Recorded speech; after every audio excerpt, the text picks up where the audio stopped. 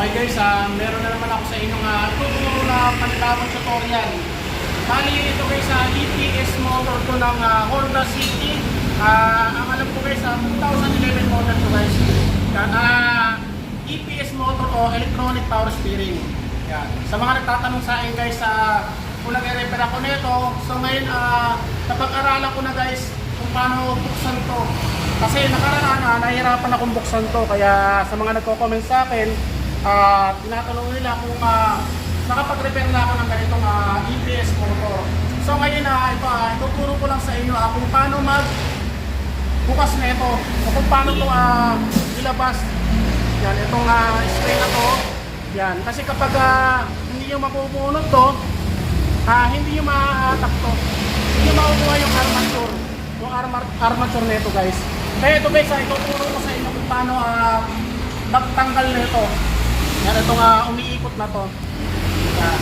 Kasi ang kalimitang nire-repair ko guys, ito guys, Hyundai Accent. Yan. Tapos Hyundai i10, Hyundai Ion. Pero guys, ang Hyundai Elantra, hindi ako nagre-repair nun guys. Kasi mahirap po sa inyo guys. At saka maliit lang yun. Ang kalimitang nire-repair ko guys, ito Hyundai Accent. Yan. Diesel o gasoline guys lang. Kaya natin repair yan. May mga video ako yan guys. Hanapin nyo lang guys sa YouTube channel ko. Yan. Ito guys, napakadali lang repair na ito. Itinuro ko na to. Ayun guys, sa mga nagtatanong sa akin, kung nagre-repair ako nito, kaya ito, ituturo ko muna sa inyo guys. Kung gusto nyo mag-DIY, ituturo ko muna sa inyo guys kung paano magtanggal nito. Yan. Bali ito guys, wala yan, itong tatlo na to. Hindi nyo gagalawin yan. Yan, kung meron kayong kato, yan, igato nyo lang guys. Kailangan guys, ang gato nyo dito mismo sa aluminum na to. Huwag dito. Kasi kapag dito nyo ginato yan, matatanggal ang magnet nyan. Tapos guys, meron yan dito. Yan ito guys, kaya may butas yan para dyan yung susungkitin. Yan. Pero ang sungkit nyo guys, kabilaan. Yan, pakita ko sa inyo guys sa mga gustong mag-DIY, sa mga gustong makatipid. Siyempre, ang EPS motor, napakamahal yan guys. Hindi ko lang alam ang halaga nito ng mga Honda. Pero sa Hyundai Accent guys, 11,700 sa Lazada to. Hindi ko lang alam guys sa kasa kung magkano to sa Hyundai. Bali, kailangan nating dalawang flat screw. Yan, flat screw yung malapad. Tapos dito yung lalagay guys. Yan, saktong-sakto yan. Yan, tapos pukpukin nyo lang. Tapos dito, ilagay yung sa kabila. Yung kabilang flat screw. Yan, tapos ganyan lang guys. Yan, napakasimple lang. Noong una guys, medyo nahirapan ako kung paano yan tanggalin. Akala ko dito sinusungkit yan. Kung pala, yan, susungkitin lang dito sa gilid. Yan, lahat ng bagay guys pinag-aaralan natin para sa mga nanonood sa atin. Yan, magagawa natin at makakatipid ang mga may-ari ng sasakyan. Tapos ito guys, pansinin nyo. Bali ito guys, flower to.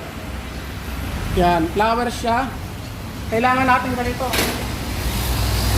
Yung mga tools na flower guys, hindi yan allen, flower. Kaya lang guys, ang problema lang nito, meron siyang bilog sa gitna. Yan, kaya hindi natin maipapasok to. Yan, kasi wala siyang butas sa gitna. Yan, so hindi natin maipapasok.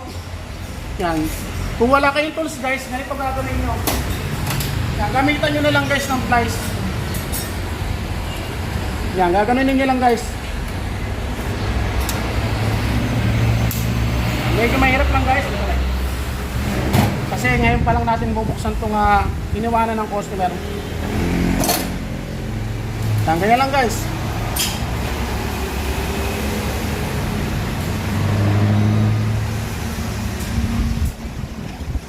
Yan. Tapos kabila. Yan ito guys, kitang-kita nyo, hindi pa natin nagagalaw yan. Yan. Ngayon meron na siyang pinagkatanong price.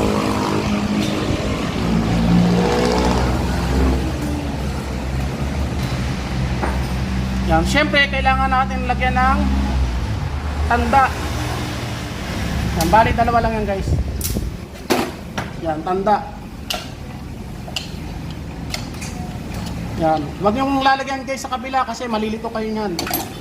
Tapos ito, kailangan nyo ipitan dito. Yan, para hindi masira yung carbon holder.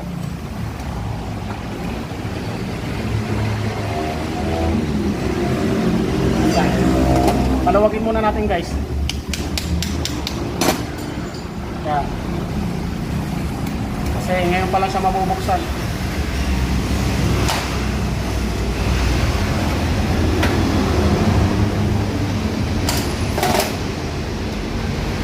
Yan, ito guys nabulok. Malamang pinasukan ng tubig.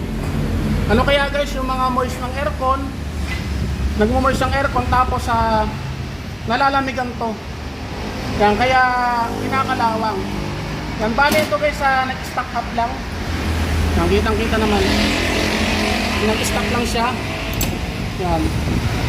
Bali hindi ko lang alam guys ang carbon brush nito kasi sa Lazada guys, ang lumalabas kasi puro yung di-accent lang. Basta sinerge yung EPS motor carbon brush. Yan. Bali yun guys, ganito lang.